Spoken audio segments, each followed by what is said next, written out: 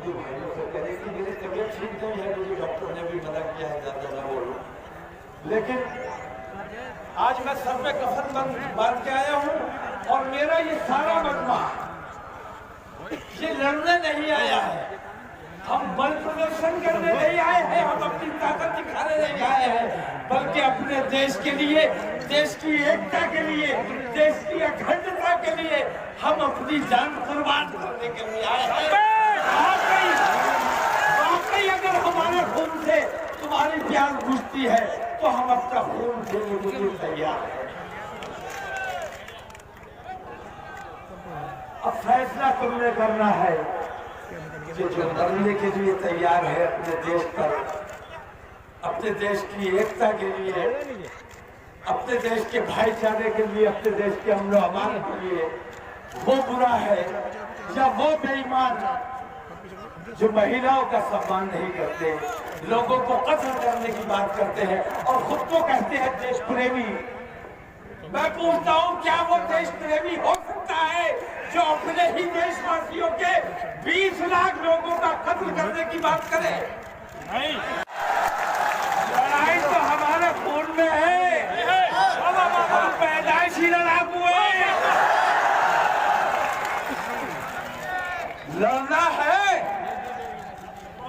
लेकिन हम तुमसे नहीं लड़ना चाहते क्योंकि तुम हमारे देश के नागरिक हो, तुम हमारे अपने देश के, हमारे हिंदुस्तानी भाई हो, हम तुमसे नहीं लड़ना चाहते।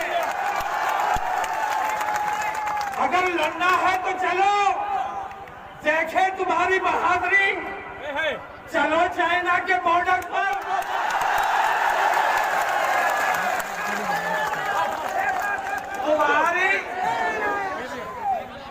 तुम्हारी गैरत कैसे ये गवारा करती है कि चाइना मीलों किलोमीटर हुई है। मर्यादा पुरुषोत्तम राम ने रावण से जंग की। क्या रावण मुसलमान था? कृष्ण जी ने कंस का वध किया, कंस मुसलमान था?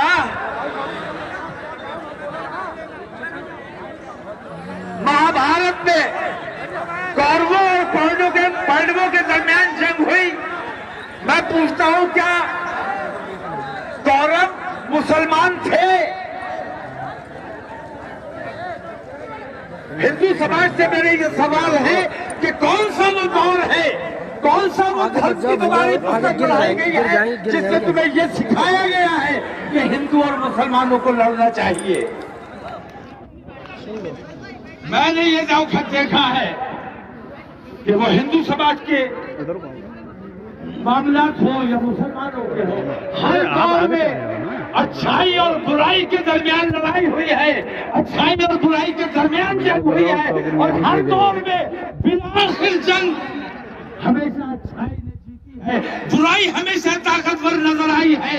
राम बहुत कमजोर नजर आ रहे थे, तन्हा थे, रावण का कितना बड़ा साम्राज्य था, लेकिन बिलाखिर रावण परास्त हुआ।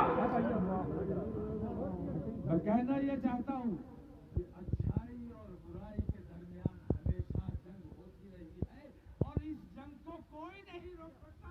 ये जंग होती रहनी चाहिए, रहती दुनिया तक ये जंग जारी रहेगी, लेकिन तय हमारे हिंदू समाज को आज ये करना है कि असल में अच्छा कौन है और बुरा कौन है। अगर हम बुरे हैं तो ये बताओ, हम अपने देश के लिए मरने आए हैं, अपने मजहब के लिए मरने आए हैं, अपने रसूल की अजमत पर जान देने के लिए आए हैं और वादा करते हैं हाथ उठाकर कि हमें मारो, हम तुम्हारा हाथ नहीं पकड़ेंगे, हम तुम्हें रोकेंगे नहीं।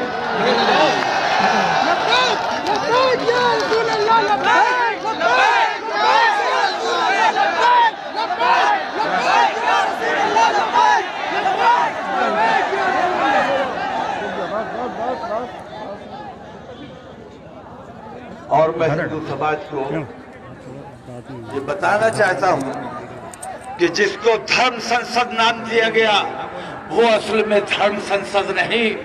किसी धर्म में यह नहीं सिखाया जाता कि मुत्तहिद हो जाओ और लोगों का कत्लेआम शुरू कर दो, जेनोसाइड शुरू कर दो, लोगों की नस्लकुशी शुरू कर दो।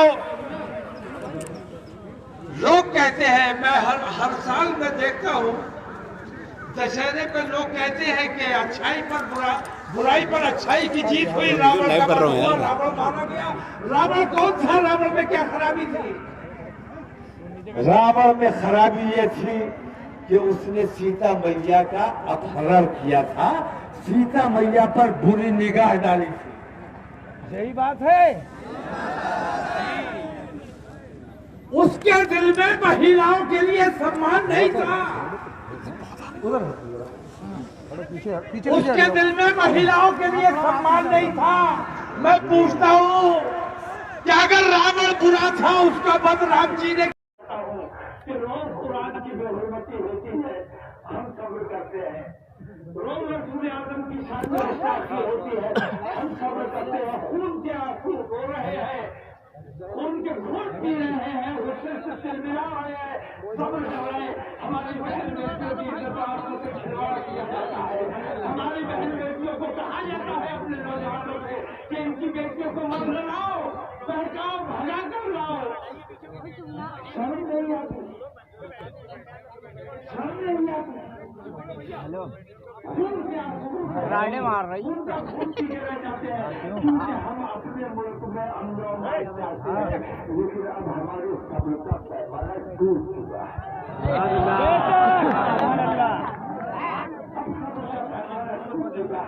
मैं गाँव जाता हूँ, बस्ती मैं देखता हूँ मेरे नौजवानों के दिलों में कितना गुस्सा पनप रहा है। मैं डरता हूँ उस वक्त से जिस दिन मेरे नौजवान उसका गुस्सा फूट पड़ा, जिस दिन मेरा नौजवान मेरे कंट्रोल से बाहर आ गया, जिस दिन मेरा कंट्रोल इन नौजवानों पर से खत्म हो गया।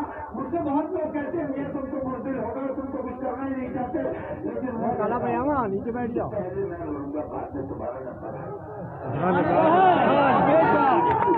डर लगता है।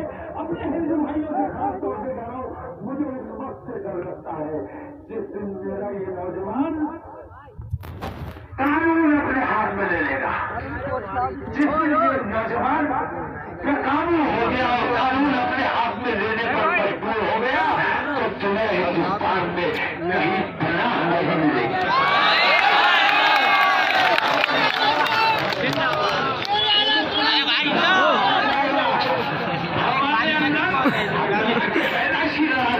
रेस वाले कौन है? नहीं समझाता रहा